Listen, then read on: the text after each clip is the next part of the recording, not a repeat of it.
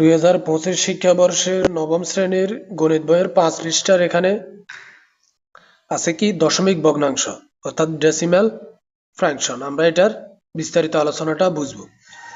দেখো এখানে কি দেওয়া আছে, লেখা আছে প্রত্যেক বাস্তব সংখ্যাকে দশমিক ভগ্নাংশে প্রকাশ করা যায়। বাস্তব সংখ্যা কি সেগুলো আমাদের উপরে গেছে। যত ধরনের সংখ্যা আছে সবগুলোই বাস্তব সংখ্যার অন্তর্ভুক্ত।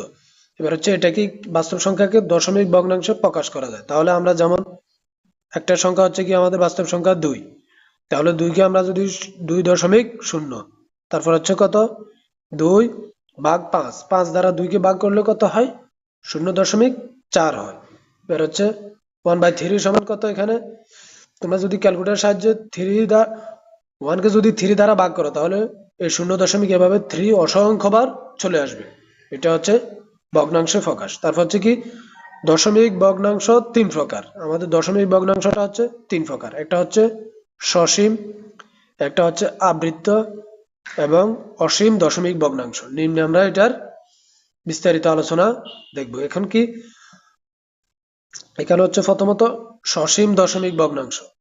কোন সসীম দশমিক ভগ্নাংশে দশমিক বিন্দুর ডান দিকের সসীম সংখ্যক অঙ্ক থাকে।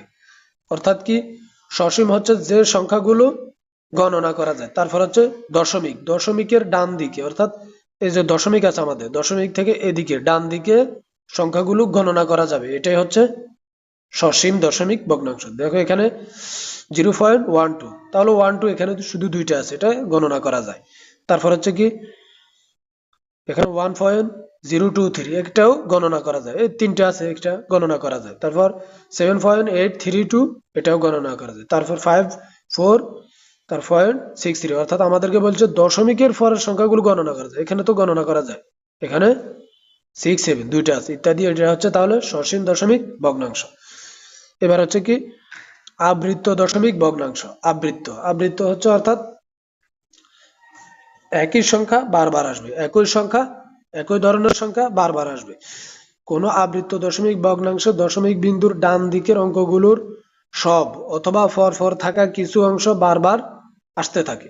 অর্থাৎ দশমিকের পর অঙ্কগুলো সবগুলোই বারবার আসবে অথবা কিছু সংখ্যক বারবার আসবে, এটাই হচ্ছে আবৃত্ত দশমিক ভগ্নাংশ। দেখো আমরা উদাহরণ দেখলে বুঝতে পারবো। এখানে কি 3.333, তারপর এই যে ডট দেওয়া আছে অর্থাৎ এখানে অসংখ্য 3 আছে, এটা হচ্ছে আবৃত্ত দশমিক ভগ্নাংশ। আমরা যদি 3.3 উপর পৌনঃপুনিক দিয়ে দিলে এটার মানে বোঝাবে 3, অনেকগুলা 3 আছে, অসংখ্য, যেটা গণনা করা যায় না। তারপর হচ্ছে কি 2.454545, দেখো এই যে দশমিকের পরে 4545454545 অর্থাৎ 45টা বারবার আসতেছে, তাহলে এটা কি, এটা হচ্ছে আবৃত্ত দশমিক ভগ্নাংশ। তারপর হচ্ছে কি এখানে দেখো 5.12765765, তাহলে এবার দেখো আমরা এখানে প্রথমত হচ্ছে 12 কিন্তু আর আসেনি। এবার দেখো 765, তারপর আবার 765, মানে এবার থেকে আসবে কি শুধু 765, এটাই হচ্ছে তাহলে কি আবৃত্ত দশমিক ভগ্নাংশ।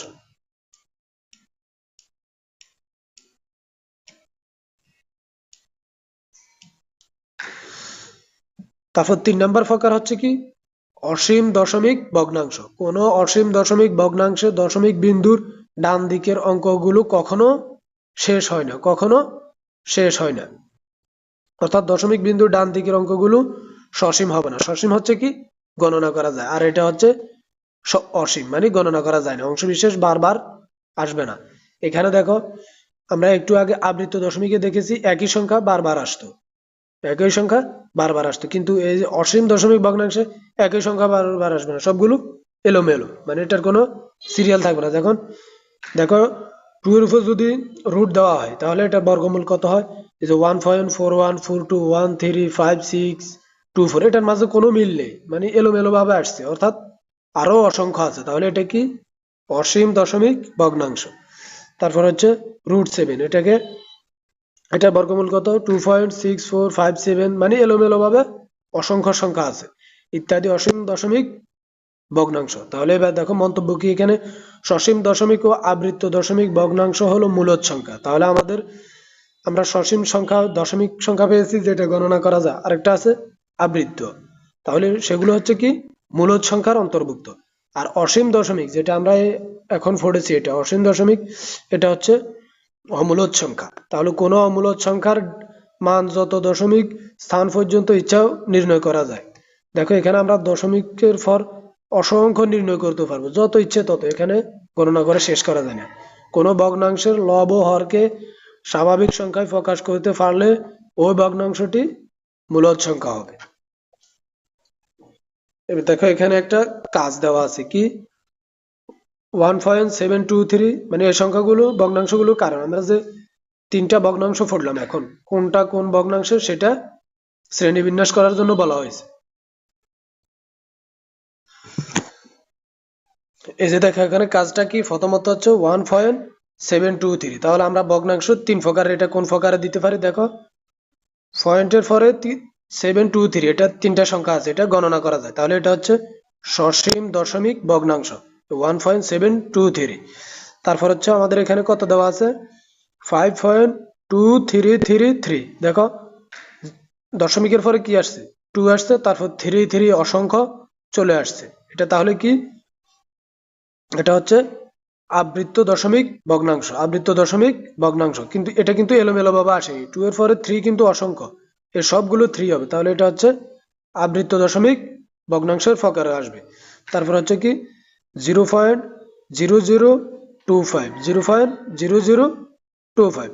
দেখো এখানে এটা কি পয়েন্টের পরে দুটা জিরো আর হচ্ছে 25, তাহলে এটাও কি গণনা করা যায়, এটাও গণনা করা যায়। তাহলে 0.0025 এটা হচ্ছে কি সসীম দশমিক ভগ্নাংশ, এটা অর্থাৎ গণনা করা যায়। তারপর হচ্ছে 2.1356124। এই দেখো এখানে তারপর অসংখ্য সংখ্যা আছে, তাহলে এই যে দশমিকের পরে এগুলো কি এলোমেলো ভাবে আসছে, অনেকগুলো আসছে তবে এলোমেলো ভাবে, তাহলে এটা কি হবে, এটা হবে অসীম দশমিক ভগ্নাংশ। এই যে 2.1356124 এটার মাঝে কোনো মিল নেই, তাহলে এটা হচ্ছে অসীম দশমিক ভগ্নাংশ।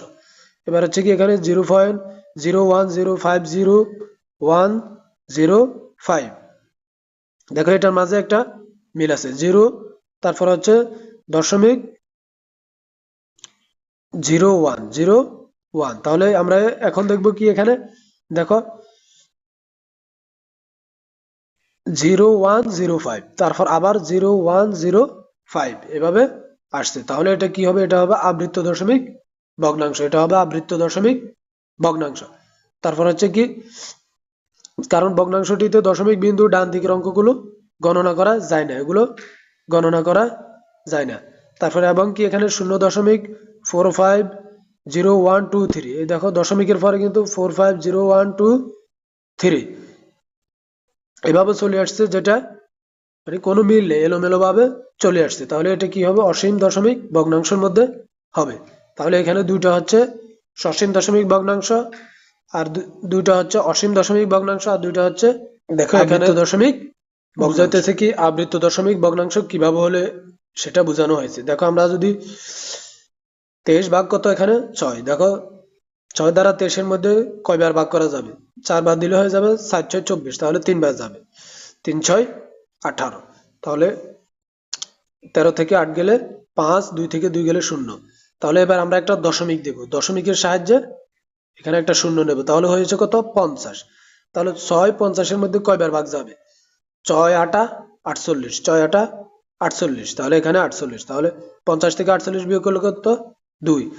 দেখো আবার আমরা দশমিকের সাহায্যে একটা শূন্য নেব, তাহলে 6 দ্বারা 20 এর মধ্যে ভাগ যাবে কয়বার, ভাগ যাবে 3 বার, 3 6 18, তাহলে 20 থেকে 18 বিয়োগ করলে কত হয় 2 হয়। আবার দশমিকের সাহায্যে আমরা এখানে একটা শূন্য নিয়েছি, তারপর এবার দেখো 6 দ্বারা আবার এই 20 এর মধ্যে ভাগ যাবে কবে 3 বার, 3 6 18, দেখো আবার যদি 20 থেকে 18 বিয়োগ করছি আমরা কত হয়েছে 2। আবার যদি আমরা দশমিকের সাহায্যে এখানে একটা শূন্য নিই তাহলে 20, আবার 20 এর মধ্যে কবে যাবে 3 6 18, অর্থাৎ এই যে 3 এবার শুধু 3 3 বারে যাবে, মানে তুমি যত ইচ্ছা দিতে পারো, প্রত্যেকবারে কয়বার যাবে 3 বার যাবে। দেখো এখানে কি লিখছে, 23/6 সাধারণ ভগ্নাংশটিতে দশমিক ভগ্নাংশে প্রকাশ করি। লক্ষ্য করি ভগ্নাংশের লবকে হর দিয়ে ভাগ করে দশমিক ভগ্নাংশে পরিণত করার সময় ভাগের প্রক্রিয়া শেষ হয়নি। দেখো এখানে ভাগের প্রক্রিয়া আমরা যতই করব শেষ হবে না, এটা অসংখ্যবার করা যাবে। তারপর হচ্ছে কি, দেখা যায় যে ভাগফলের একই অঙ্ক 3 বার আসছে। এবার থেকে আমরা যতগুলোই ভাগ করব সবগুলো 3 আসবে। তাহলে এখানে 3.833 একটি আবৃত্ত দশমিক ভগ্নাংশ, অর্থাৎ একই সংখ্যা যদি বারবার আসে ভাগে তাহলে এটা হবে আবৃত্ত দশমিক ভগ্নাংশ।